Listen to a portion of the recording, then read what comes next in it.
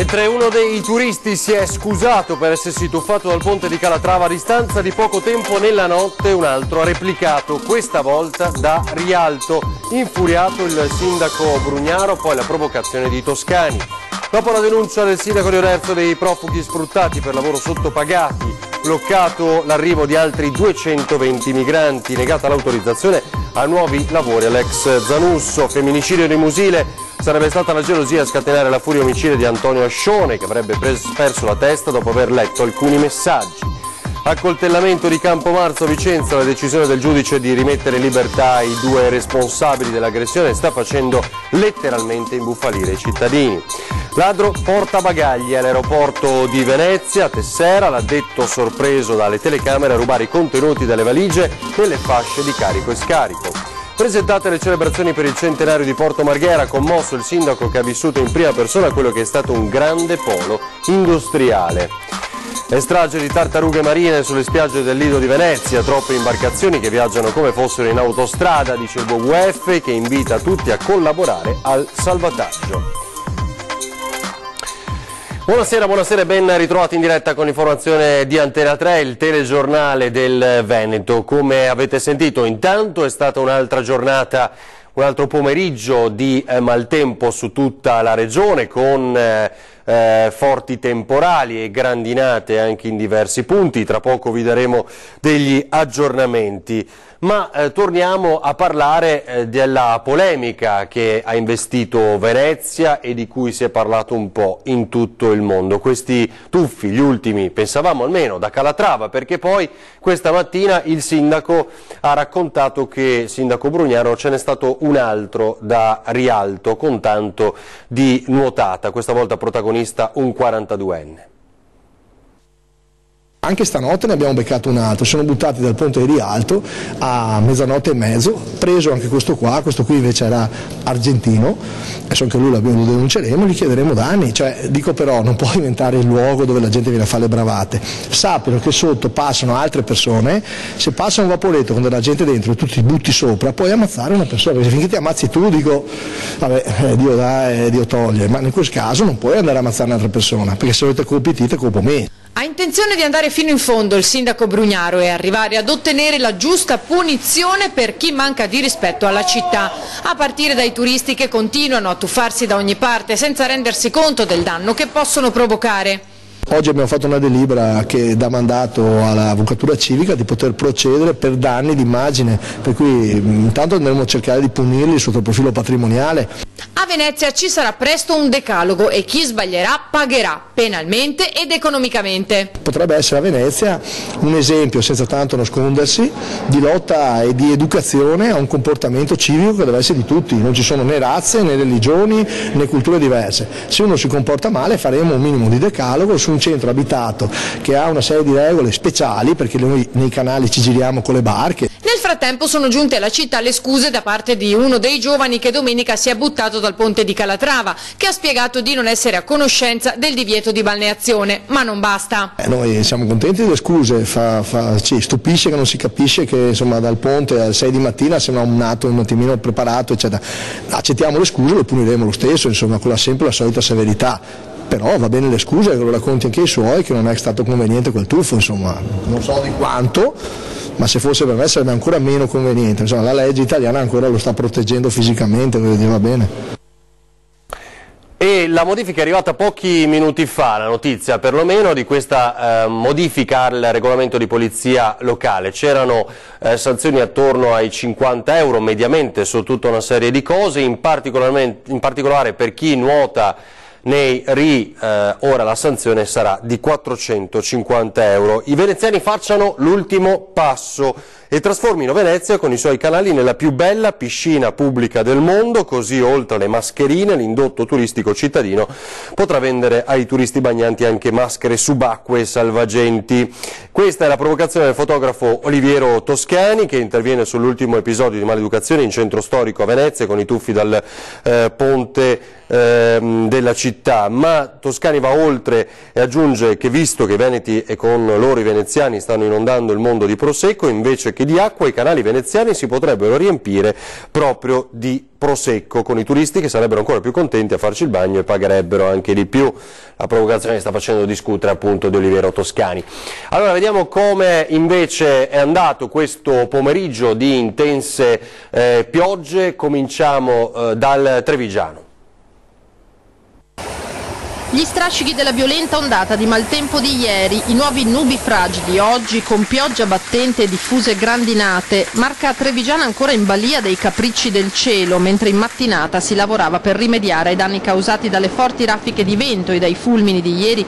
Nel pomeriggio nuovo temporale che ha investito l'intera provincia, dalla Pedemontana al capoluogo fino alla zona sud al confine con Venezia, dove grossi chicchi di grandine hanno interessato in particolare la zona di Zero Branco.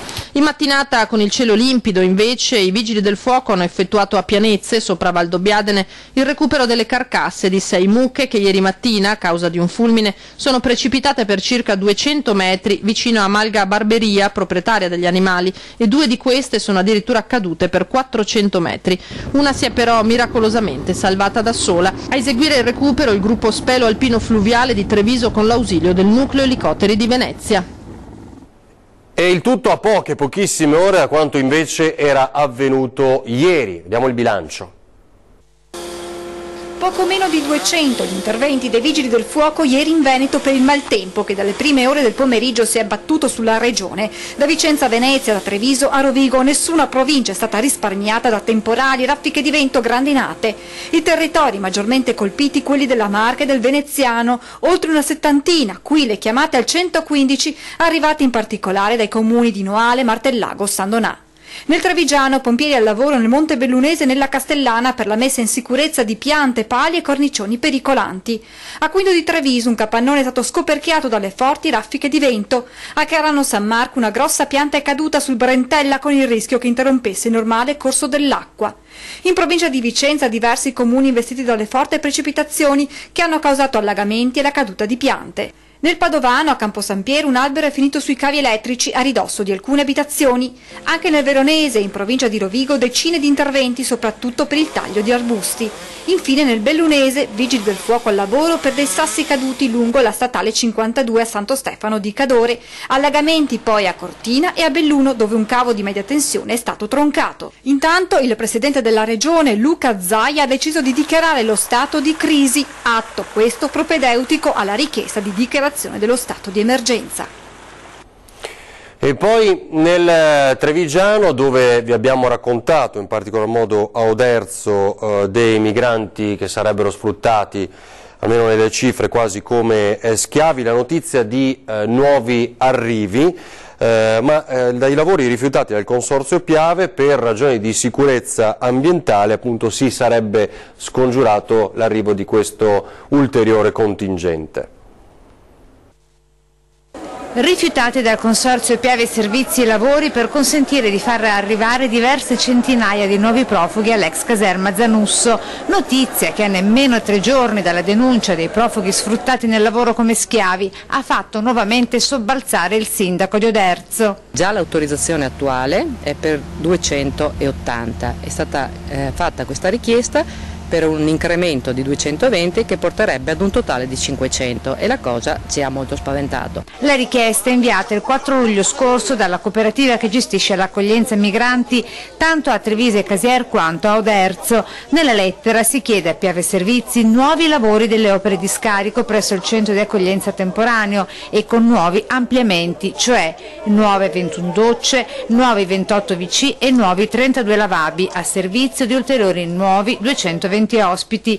Quindi da Codognella risposta del Consorzio del 19 luglio con un inaspettato colpo di coda. Fortunatamente il Piave Servizi ha dato parere negativo. Il Consorzio ha espresso parere negativo rifiutando i lavori perché, si legge testualmente nella lettera, il depuratore è già in crisi così com'è e non può essere ulteriormente sovraccaricato. E lunedì davanti alla caserma un nuovo presidio contro i nuovi arrivi, coinvolti nella mobilitazione i vecchi e i nuovi comitati invitati, tra i quali gli stessi che anche ieri sera hanno manifestato nella casa di accoglienza a Lutrano di Fontanelle contro il giro di prostituzione che sarebbe sorto intorno alla struttura per la presenza delle migranti nel paesino. Un conto è poter accettare l'integrazione di alcune persone che hanno modo di integrarsi perché hanno lavoro e hanno spazio, e un conto invece è subire una invasione vera e propria di persone che non potranno mai integrarsi perché il lavoro per tutta l'Africa qui non c'è.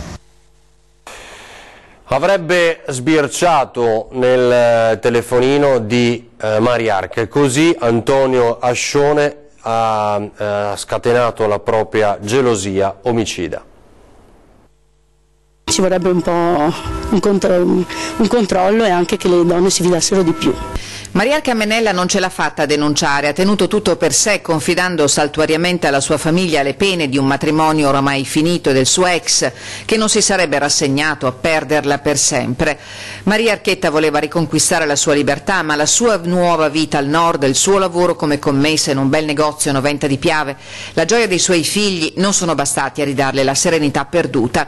Antonio è stato più forte di lei. Sabato sera, dopo aver finito il suo turno di lavoro a Jesolo, l'ha chiamata perché non sapeva come tornare a casa. Mariarca non ha risposto e da quel momento la rabbia e la gelosia hanno sopraffatto l'uomo, che è riuscito comunque a raggiungere la sua ex nell'abitazione di Via Dante a Musile. Lì ha preso il cellulare della donna, ha letto i suoi messaggi, ha scoperto le nuove legittime frequentazioni della sua ex e ha perso la testa. Ha afferrato un coltello da cucina e l'ha colpita con fendenti fatali alle spalle e al costato. Oggi l'udienza di convalida del fermo davanti al giudice Roberta Marchiori. L'accusa è di omicidio volontario. Nelle prossime ore il PM conferirà l'incarico per l'autopsia sulla salma di Mariarca Mennella e sarà affidata una consulenza per la ricostruzione della dinamica dell'omicidio.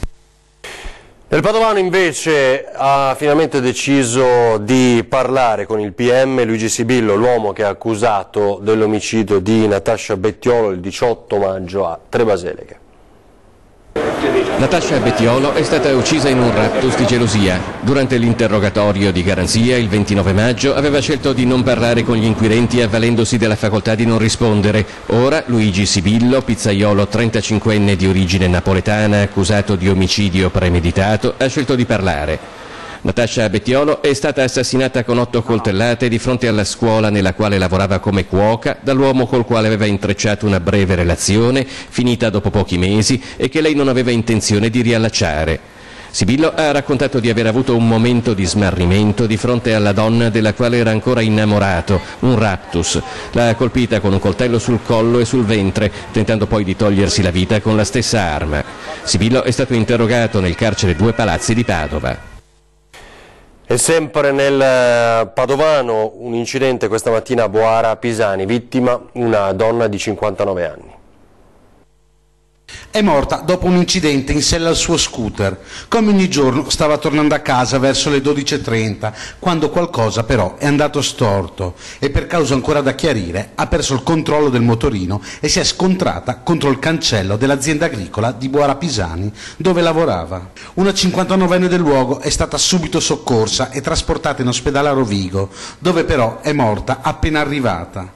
Il trauma al fegato le è stato fatale. Sul luogo accertamenti del personale dell'ULSS. E la decisione del giudice di rimettere in libertà i 2 nigeriani autori, ricorderete, abbiamo visto ieri quelle immagini forti dell'aggressione finita nel sangue a Campomarzo a Vicenza, sta facendo letteralmente imbufalire i vicentini. È che è una giustizia che mi fa paura. Spero che la gente prenda un po' di coscienza di questa roba qua e che cominci un po' a ragionarci sopra. Violenza a Campomarzo, paura e rabbia tra i vicentini perché dopo la brutale aggressione di sabato sera finita nel sangue davanti agli occhi della gente, i 2 autori, 2 nigeriani, sono stati arrestati e poi liberati. Lunedì abbiamo sentito e fissato un incontro in prefettura con questore, prefetto, sindaco e forze dell'ordine per la creazione di un comitato apposito che vada a decidere quali posizioni prendere per cercare di risolvere la situazione disastrosa. Le manette e i polsi dei 2 sono durate poco, dicevamo. Il giudice, lo ricordiamo, ha convalidato l'arresto per i 2 che però sono già a piede libero, con l'obbligo di firma però. Attenzione! C'è da commentare anche. Fa schifo. Questi sono i giudici che abbiamo in Italia che lasciano i delinquenti fuori, i giusti vengono messi in carcere. Però c'è l'obbligo di firma, L'obbligo di firma è una presa in giro. Perché non sono italiani? Perché se fossero italiani sarebbero ancora dentro, hai capito? Questo succede in Italia, queste robe succedono. Una giustizia che pare usare 2 metri e 2 misure. Come sempre. Bisognerebbe adesso intervenire con misure un attimino più drastiche e più forti. Ad esempio? Certi reati così essere più pesanti nelle pene. Li ho visti stamattina sul giornale ingessati, le mani eccetera. Intanto per un po' non fanno niente perché se sono ingessati. C'è rabbia? Abbastanza, sono cose gravissime, non dovrebbero succedere. Signora? La stessa cosa, è gravissimo. Guardate. Tuteliamo i nostri figli soprattutto. Così non si va da nessuna parte. Se sono liberi subito così, continueranno a fare quello che vogliono.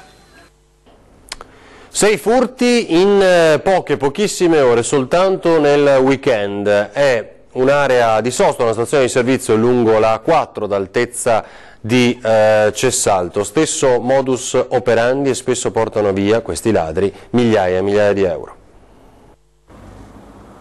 Bersagliati dai ladri mordi e fuggi, malviventi che tengono sotto controllo i turisti, li osservano da lontano e poi in un lampo aprono lo sportello, spaccano il vetro per rubare la borsa lasciata incustodita sul sedile del passeggero. 6 colpi solo nel weekend nell'area di servizio Kuwait lungo la A4, poco prima dell'uscita di Cessalto in direzione Trieste. Colpi da 3.000 euro, 2.000 euro, poi sottrazione di documenti, portafogli e borse, persino gasolio.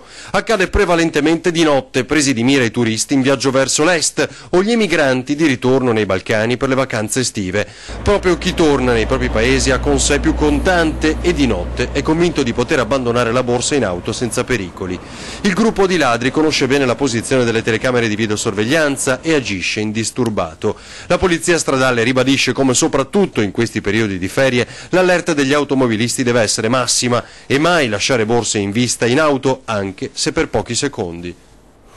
Un ladro invece portabagagli allo scalo aeroportuale di Tessera nel veneziano. Il portabagagli sorpreso a rubare i contenuti dalle valigie nella fase di carico e scarico dei bagagli prima e dopo l'atterraggio degli aerei.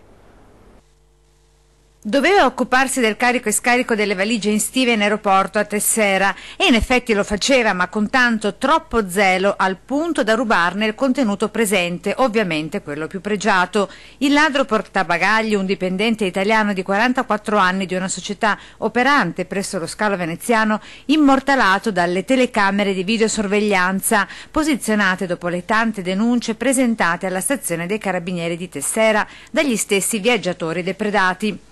Il ladro portabagagli sorpreso a rubare di tutto: telefoni cellulari, gioielli, carte di credito e di debito, banconote estere. Nella mattinata di ieri scattata la perquisizione a casa da parte dei militari. A quanto si apprende, i furti avvenivano prima del decollo degli aerei o subito dopo l'atterraggio, prima della riconsegna agli ignari viaggiatori delle valigie.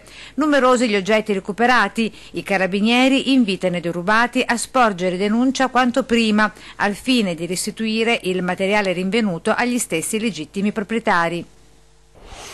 E c'è un nuovo caso Eluana Englaro, potremmo definirlo così, svelato in queste ore, che ha commosso il territorio del veneziano. È la storia di Elisa, oggi 46enne, che dal 2006 è in stato vegetativo persistente dopo un incidente stradale nel Padovano. 12 anni di angoscia per i familiari. Resta solo il padre perché nel frattempo mamma, zia e nonni sono morti, perfino il fidanzato coinvolto con lei nello schianto la notte del 22 febbraio 2006. Lui allora, dopo il colpo di sonno, aveva riportato solo un paio di fratture.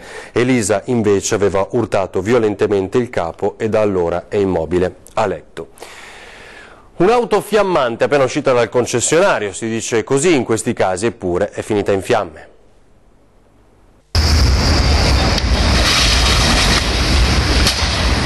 Un'alta colonna di fumo si è elevata in tarda mattinata, ben visibile da tutta la città. A prendere fuoco però non un edificio, ma un'auto, una BMW Serie 7.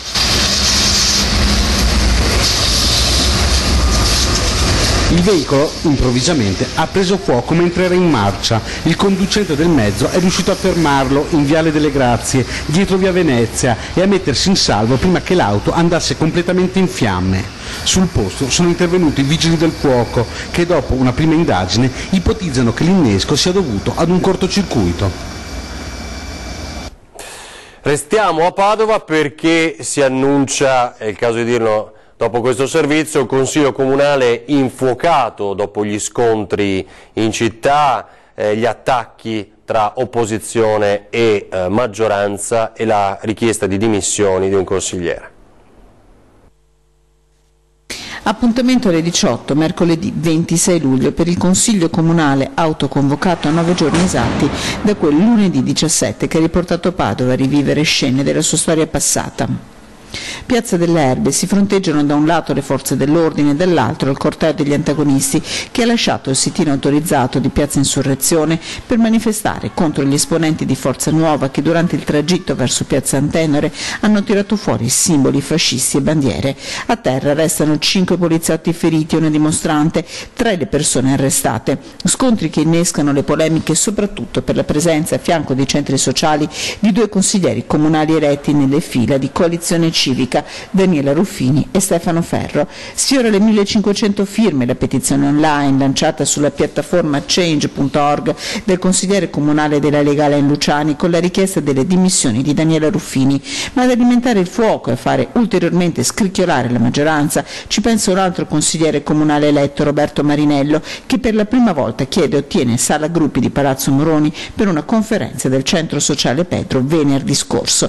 Consiglio comunale caldo tra 24 ore con il sindaco Giordani chiamato a rendere conto dell'operato della sua amministrazione e il parlamentino che dovrà votare 2 mozioni, una presentata dalla minoranza, l'altra dalla maggioranza, che chiedono entrambe la condanna alla violenza da parte della città. Intanto l'onorevole dei 5 Stelle Federico D'Inca interviene sul caso dei 2 feltrini, giovani feltrini, arrestati ad Amburgo a seguito degli scontri del G20. Siamo vicini alle famiglie di Fabio e Maria, i nostri ragazzi feltrini fermati in Germania dopo gli scontri di Amburgo del G20. Innanzitutto voglio dire che crediamo nella giustizia tedesca e che si possa arrivare ad una rapida conclusione, quindi mi auguro nella soluzione per accuse che secondo gli avvocati difensori sembrano alquanto precarie. Da parlamentare già lunedì ho depositato un'interrogazione per capire in che maniera viene seguita la vicenda e quali iniziative diplomatiche siano state prese perché si giunga più presto alla conclusione con il ritorno in patria dei nostri connazionali fermati in Germania. Mi sono reso anche disponibile con le famiglie dei 2 ragazzi feltrini, in particolare la mamma di Maria mi ha detto che non vede l'ora di poter rivedere la figlia con cui non ha avuto più contatti se non attraverso il nostro consolato. Tra l'altro sto cercando anche di mettermi in contatto con il nostro console ad Hannover per mettermi a disposizione per ogni necessità e oltre a questo credo che sia compito di tutte le forze politiche mantenere alta l'attenzione sul caso e per questo intendo chiedere anche l'intervento della Presidenza della Camera con un prossimo intervento di fine seduta in Parlamento. E a Carrare nel Padovano la fiaccolata ieri sera per dire no alla costruzione di un centro commerciale vista Castello del Cataio. Più di 700 fiaccole hanno illuminato la notte di 2 Carrare. Associazioni, politici e molti cittadini hanno sfilato lungo via Roma per dire no alla costruzione del nuovo centro commerciale. Corteo che ha visto attimi di tensione quando manifestanti di sinistra non hanno gradito la presenza di uno sparuto gruppo di Forza Nuova che ha preso parte alla protesta con uno striscione e bandiere italiane.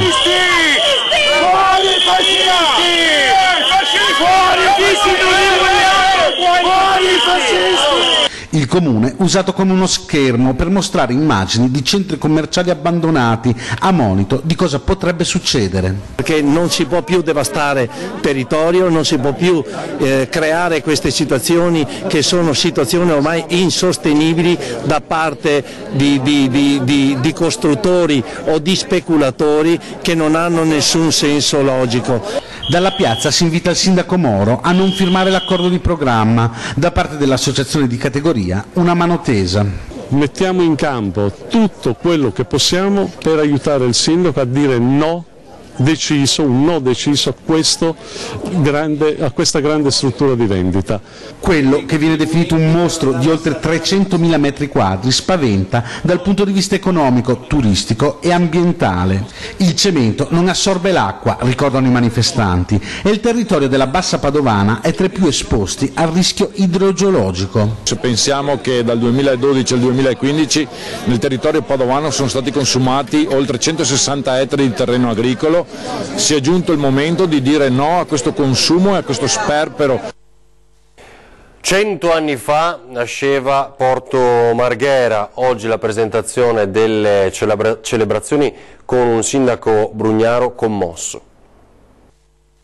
Però c'è tanto cuore a Porto Marghera, c'è 100 anni di storia umana e personale di migliaia, decine di migliaia di persone, non possono essere lasciate indifferenti le persone. Io ci sono vissuto con Porto Marghera, noi abbiamo bisogno di dare grande rispetto a Porto Marghera. Porto Marghera è Venezia e come se è Venezia. Difficile trattenere le lacrime per il sindaco Brugnaro nel giorno della presentazione delle celebrazioni per il centenario di Porto Marghera. Un'era che, se per certi aspetti è finita, per altri è pronta a ripartire con le migliori premesse, anche facendo tesoro delle esperienze passate. Oggi Marghera è certamente un deposito di storia e di eredità di vario tipo, ma la cosa più importante è che è un cantiere che guarda al futuro. Vi sono diverse iniziative in corso, cose che concretamente stanno modificando l'area e che sono la premessa per aprire una pagina nuova.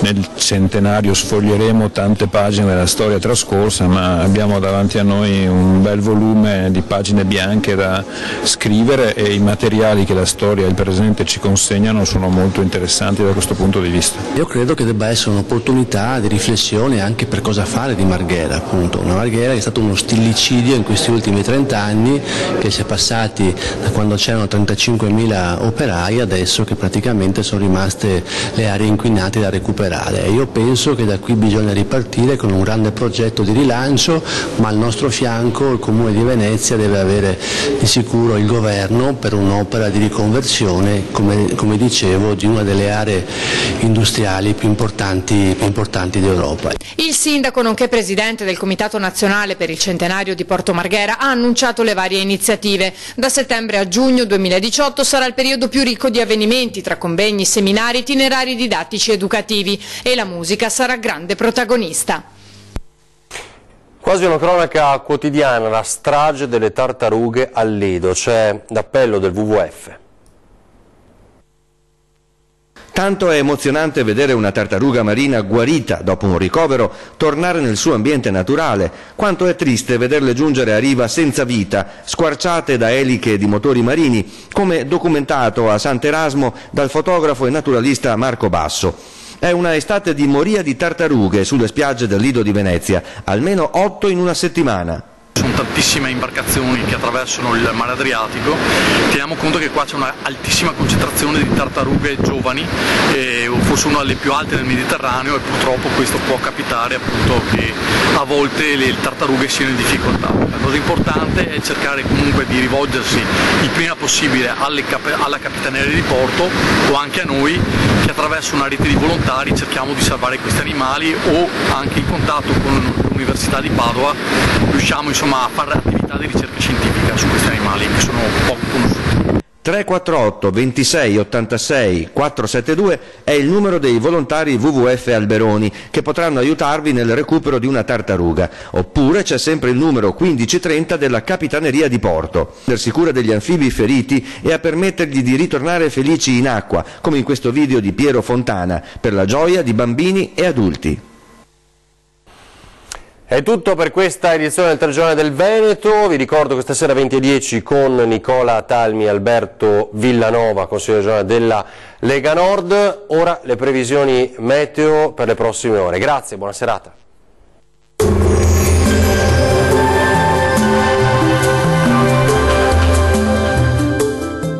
Da Vittorino, panificio, caffetteria, paninoteca e pub, aperto dalle 4:30. Qualche nube e anche qualche disturbo in alcuni settori delle nostre regioni, specie sui rilievi. Vediamo il dettaglio. Sul Veneto cielo in prevalenza poco o parzialmente nuvoloso, da segnalare la possibilità di qualche breve pioggia sui rilievi vicentini e qualche addensamento sul bellunese. Temperature massime che risultano essere in lieve aumento e previste sui 24-31 gradi, valori minimi stazionari sui 13-19 gradi circa. Andiamo ora a vedere che tempo farà sul Friuli Venezia Giulia. Tempo stabile e soleggiato su gran parte della regione, va evidenziata tuttavia una maggiore instabilità sui settori alpini. Temperature massime attese sui 24-28 gradi, valori minimi previsti intorno ai 13-17 gradi circa.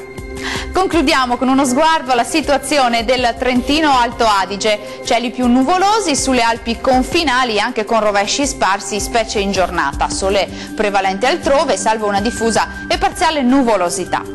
Temperature massime sui 28-29 gradi, minime sui 15 gradi circa.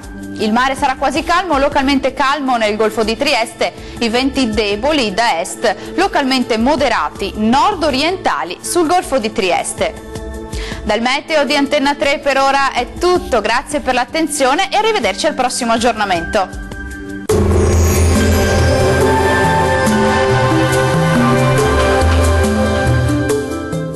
Da Vittorino, panificio, caffetteria, paninoteca e pub, aperto dalle 4:30.